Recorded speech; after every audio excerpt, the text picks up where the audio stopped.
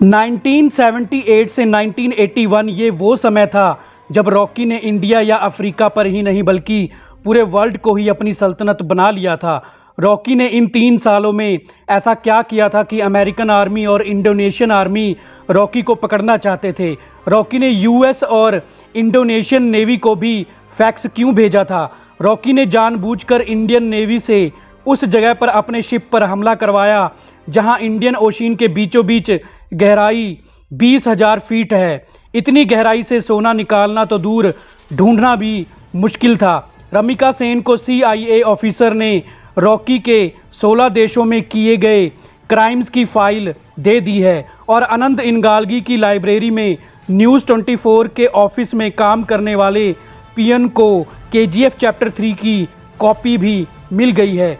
मतलब चैप्टर 3 में रॉकी की लाइफ से जुड़े और ज़्यादा रहस्य खुलने वाले हैं।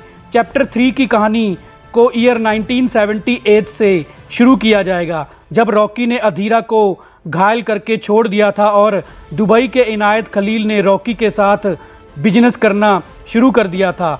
उस समय रमिका सेन भी प्राइम मिनिस्टर नहीं बनी थी। गोल्ड के बिजनेस के साथ साथ रॉकी एनर्जी के बिजनेस में भी पैसा कमाना चाहता था। उन दिनों एनर्जी जैसे पेट्रोल, डीजल, नेचुरल गैस के बिजनेस में भी बड़े बड़े क्रिमिनल्स और मिनिस्टर शामिल हो गए थे। रॉकी जान चुका था कि जैसे गोल्ड के बिजनेस को समझने के लिए रॉकी को KGF जैसे बड़े समंदर में कूदना पड़ा था, वैसे ही एनर्जी के बिजनेस को समझने के लिए रॉकी को इंडिया से बाहर अमेरिका जाना पड़ा। अमेरिका जाकर रॉकी ने उसके रास्ते में आने वाले सभी माफिया डॉन्स को मार दिया। लेकिन धीरे धीरे रॉकी को समझ में आने लग गया था कि गोल्ड और एनर्जी के प्रॉफिटेबल बिजनेस में सिर्फ 1-2 कंट्रीज़ के माफिया डॉन्स ही नहीं बल्कि पूरे वर्ल्ड में इन बिजनेस को पाने के लिए जंग चल रही है। रॉकी को इतने बड़े साम्राज्य को पाने के लिए ज़रूरत थी एक भरोसेमंद और उसी की तरह एक मॉन्स्टर की। रॉकी को वो मिल गया था, फरमान, जिसको हम चैप्टर 2 में देख चुके हैं। फरमान को अधीरा ने जान से नहीं मारा था, जिंदा छोड़ दिया था, क्योंकि अधीरा चाहता था कि फरमान अधीरा के खौफ के बारे में रॉकी को जाकर बताए। फरमान खूंखार अधीरा से डरा तो नहीं बल्कि फरमान रॉकी के पास जाकर रॉकी को कहने लग गया कि वो खुद अधीरा को अपने हाथों से मारना चाहता है। रॉकी फरमान की वफादारी और बहादुरी से इम्प्रेस हो गया था, इसलिए रॉकी ने फरमान को उसकी माँ और KGF से दूर अमेरिका भेज दिया था। रॉकी की प्लानिंग तभी से शुरू हो गई थी। रॉकी ने फरमान के साथ मिलकर अलग अलग 16 कंट्रीज़ के गैंगस्टर्स को एक एक करके मार दिया।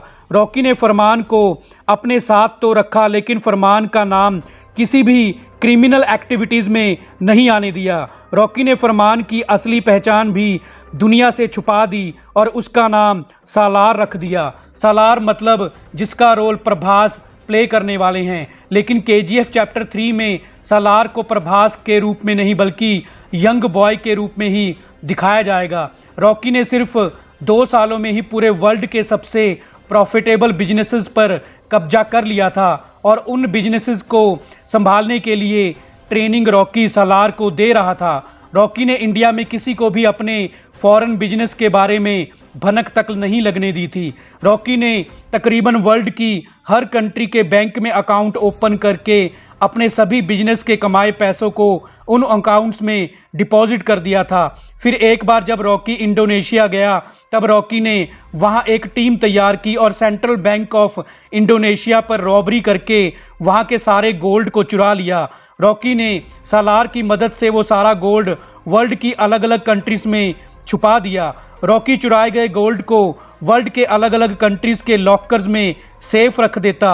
मतलब रॉकी ने इतने सारे गोल्ड को हिस्सों में बांटकर बैंक्स में ही जमा करवा दिया।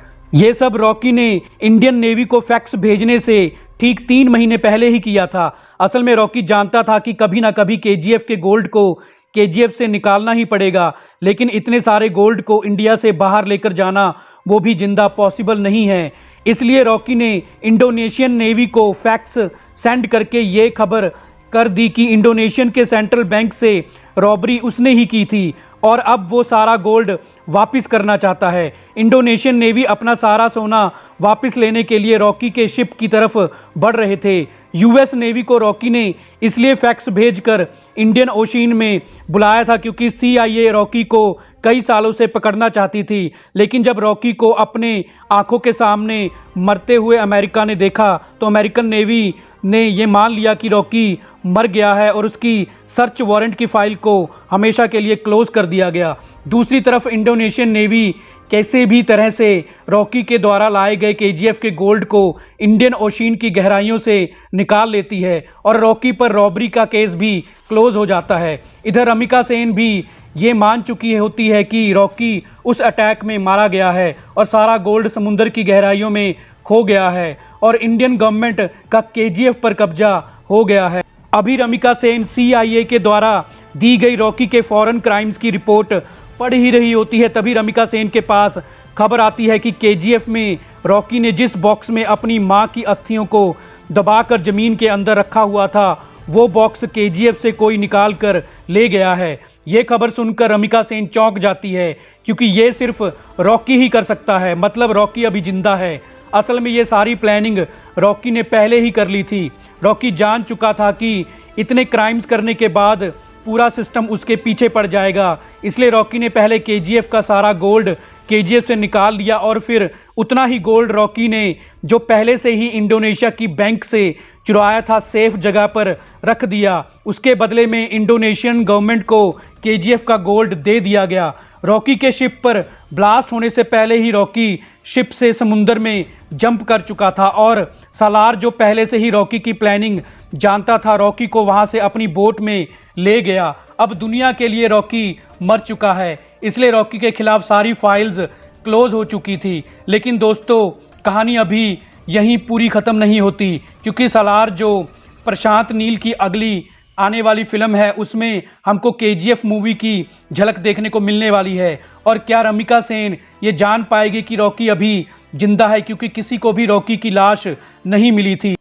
हर कोई ये समझ रहा था कि इतने गहरे समंदर में शायद रॉकी को कोई समुद्री जानवर खा गया होगा, लेकिन रॉकी द मॉन्स्टर अभी जिंदा है। और अब रॉकी क्या कर रहा है या क्या करेगा ये हम आपको KGF चैप्टर 4 फैन थ्योरी की वीडियो में बताएंगे। तो हमारी आज की वीडियो को पूरा देखने के लिए आपका थैंक्स।